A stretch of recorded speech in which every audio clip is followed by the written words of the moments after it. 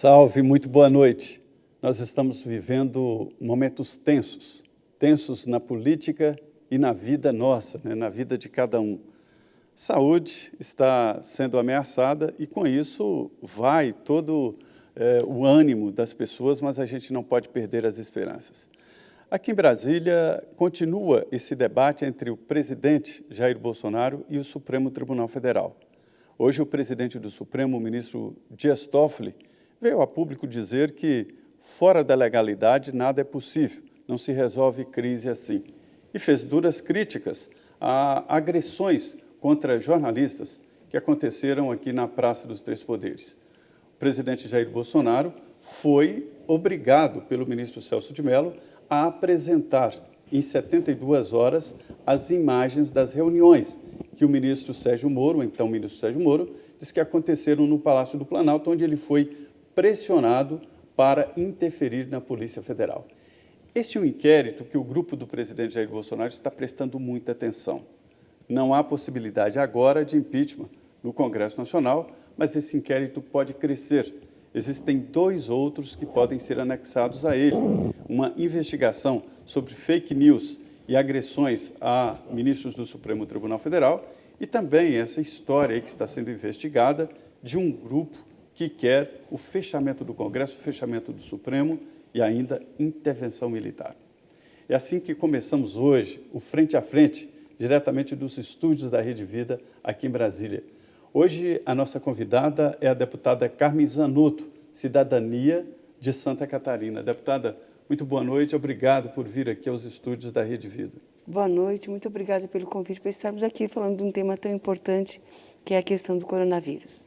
Pois é, a deputada Carmen Zanotto, ela é da área de saúde, está fazendo trabalhos nessa área no Congresso Nacional, por isso que ela está usando máscara, apesar do nosso estúdio que é amplo, uma distância que a gente preserva com todos os cuidados. E aqui na bancada, minha parceira de sempre, Denise Rotenburg. Denise, muito boa noite. Boa noite, Zé Maria. Boa noite, deputada. É um prazer recebê-la aqui. A deputada Carmen Zanotto, ela hoje é relatora da comissão externa que trata exatamente dessa pandemia que está deixando todas as pessoas, pelo menos a maioria, que pode ficar em casa, provocando aí um isolamento social, dando tanto que já tivemos hoje 615 pessoas mortas. Esse foi o registro do Ministério da Saúde num único dia. Ou seja, a situação é grave, é preciso muita atenção e a gente vê que as pessoas ali no Congresso que mexem com a área de saúde estão atentas não só a essa questão dos óbitos, como também como é que a pandemia está se processando no Brasil, e é esse também o papel da deputada, ela é enfermeira de formação, foi secretária de saúde de Santa Catarina no governo de Luiz Henrique da Silveira, que foi governador de 2002 a 2010, então ela tem uma vasta experiência aí nessa área e está aqui hoje para nos contar. Deputada, como é que a senhora classifica o Brasil hoje no combate a essa pandemia? Nós estamos no caminho certo? Onde a gente errou para ter tanta morte? Boa noite, Denise. Boa noite a todos que estão nos acompanhando. O Zé Maria fez uma observação muito importante. Por que eu estou de máscara, né? Porque nós passamos trabalhando o dia todo na Câmara, aqui o estúdio é amplo, mas como nós estamos solicitando as pessoas e eu venho de fora, eu preciso cuidar de vocês. Então, a máscara é para que eu possa estar cuidando de vocês que não estão tendo contato, como nós estamos tendo lá na nossa comissão externa. Bom, quem imaginava no mês de janeiro que nós estaríamos vivendo o que estamos vivendo hoje em algumas regiões já do nosso país? Praticamente ninguém. Eu me lembro no finalzinho do mês de janeiro, eu já estava em Brasília para retornar para as atividades na Câmara na segunda-feira, e o presidente da República fez aquele pronunciamento dizendo que não dava para trazer os brasileiros que estavam no epicentro em Wuhan, porque não tínhamos legislação.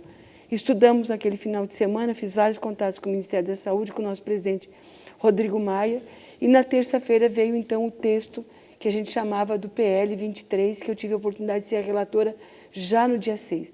Acredito eu que foi o projeto de lei mais rápido que tramitou naquela casa, porque no dia 6 nós aprovamos na Câmara, Concluímos às 22 horas, no dia 7, no Senado.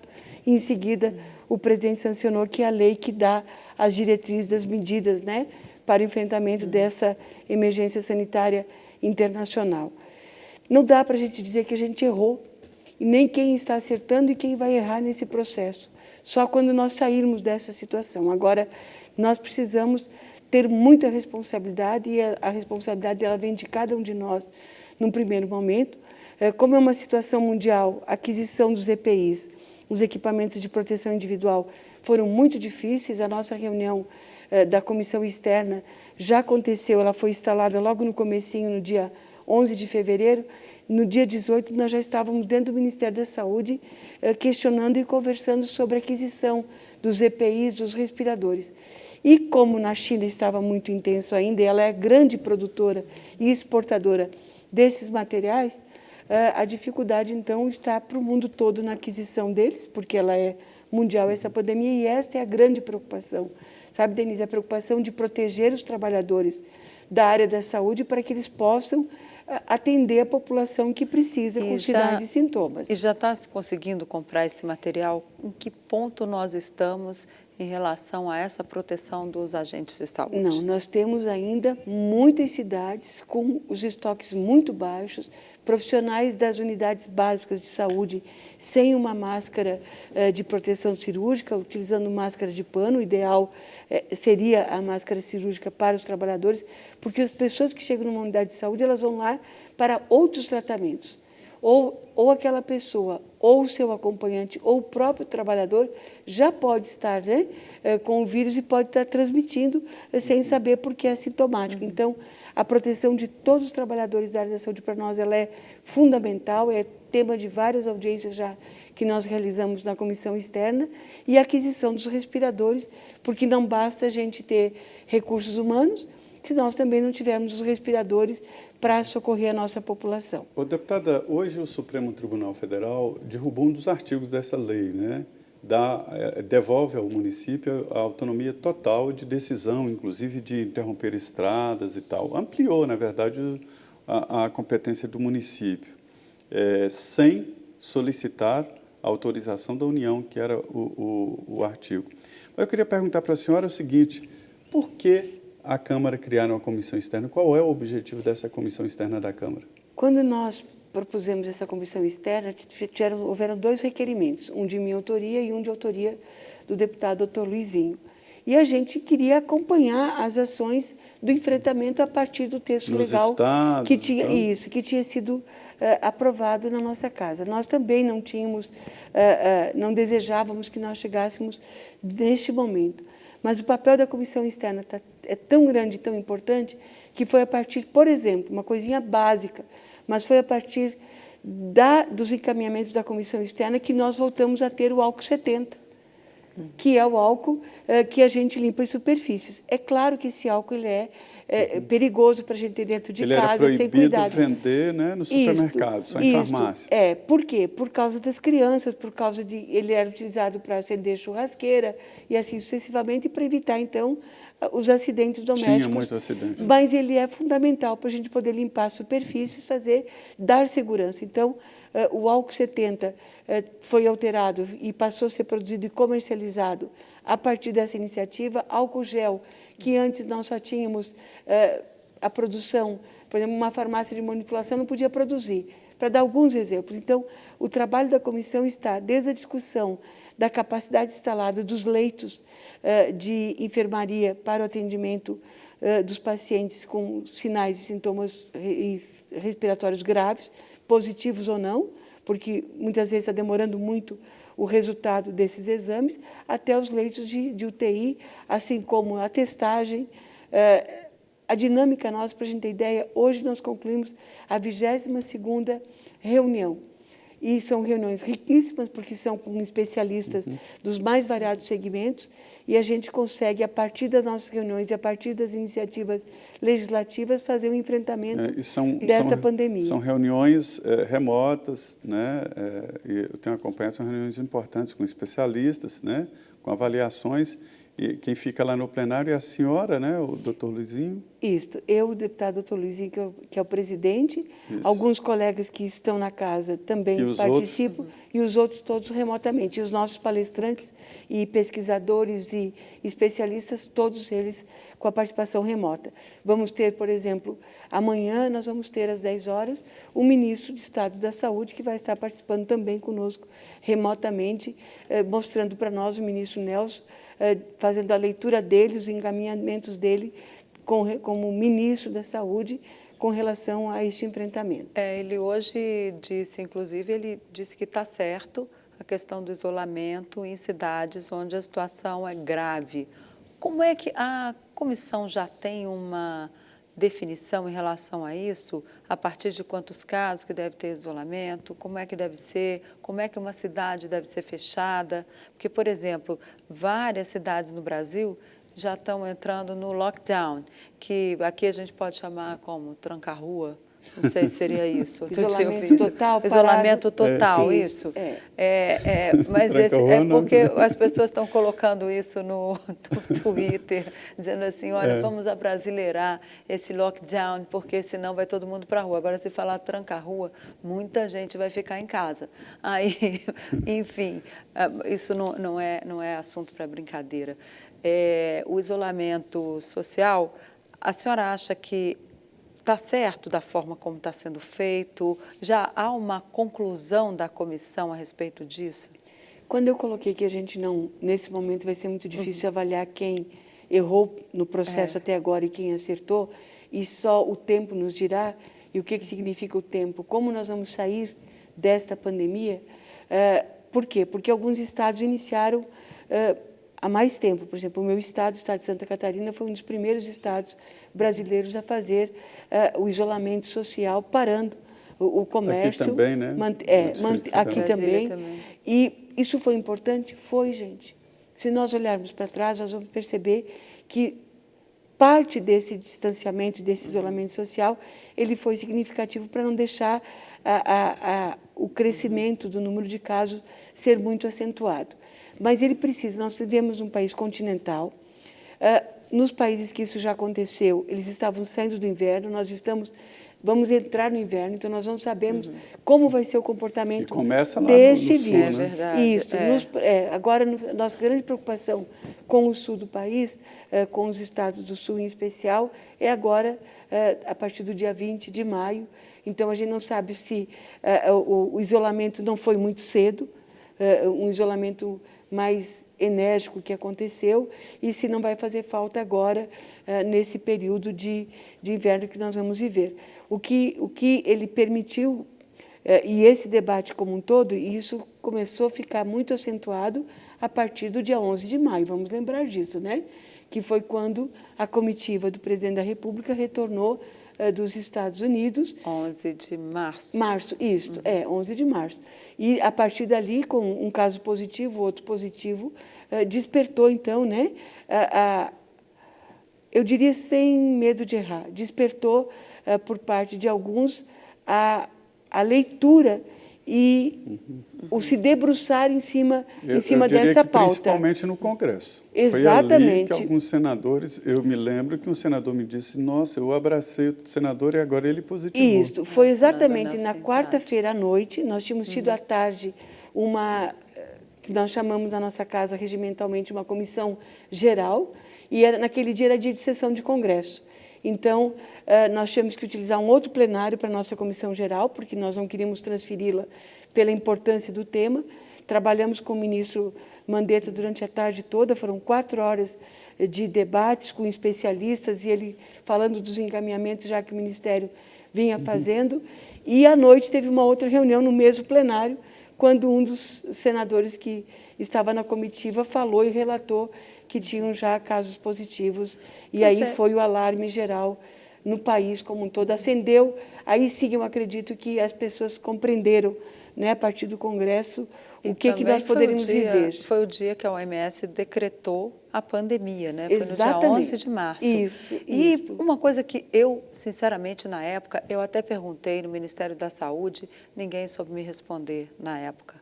e perguntei no Palácio do Planalto por que a diferença de deixar as pessoas que estavam vindo de Wuhan de quarentena e não colocar em quarentena as pessoas que estavam na comitiva do presidente da República. Porque, mal ou bem, aquelas pessoas, depois a gente soube, tinha muita gente que deve ter vindo de lá com o vírus, né? Inclusive o Fábio Weingarten, que era o secretário de comunicação, o general Heleno, né? Tivemos casos ali.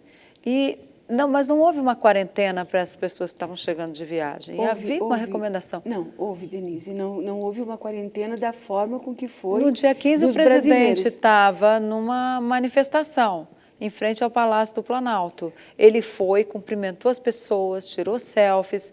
Enfim, não houve uma quarentena. Ele mesmo disse que não ia ficar preso em casa. O secretário Fábio Weingarten me contou que ele, já no avião, ele não teve febre, passou mal, o médico da comitiva presidencial o atendeu, imediatamente colocou uma máscara nele. Ele já foi direto para São Paulo, mas os outros vieram para Brasília.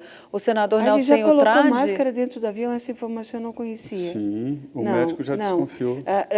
A partir do comunicado, né, de que ele era positivo, pelo menos os parlamentares, e eu posso falar porque a gente conversou muito sobre isso, os parlamentares que estavam no voo, eles ficaram isolados. Nós tivemos dois senadores da República. Mas eu digo depois que eles chegaram de viagem, porque quando chegaram de viagem, o senador Nelson Trade, por exemplo, estava no Congresso aquela semana. Sim, ele foi para a sessão do Congresso, não só ele, como o senador Jorginho Melo, que estava junto, enfim. E o deputado Daniel Freitas. Eles não sabiam, pelo menos não foram orientados ou informados. Deputado, o que mudou poderia. De lá até agora? Mudou o ministro, saiu o ministro Mandetta, entrou agora o Nelson Trade. E o que mudou? O que a senhora acha que mudou na política? Na política, evidentemente, de contenção. Na política, nós, no processo do enfrentamento da pandemia, nós tivemos aí um período precioso que eu diria que a gente parou com alguns procedimentos, porque é natural também, né? Quando sai o detentor da pasta, por mais que a equipe fique, a equipe precisa também que o novo gestor, que o novo ministro possa, então, estar dando as suas diretrizes. O compasso das ações, ele se reduz, sim. Então, a gente tem essa preocupação e tivemos essa preocupação dessa substituição, mas, por outro lado, também terminou aquele estresse que era todos os dias, né? O ministro Mandetta fica nas últimas 2 semanas, o ministro Mandetta sai. Mas não muda as diretrizes, senhora?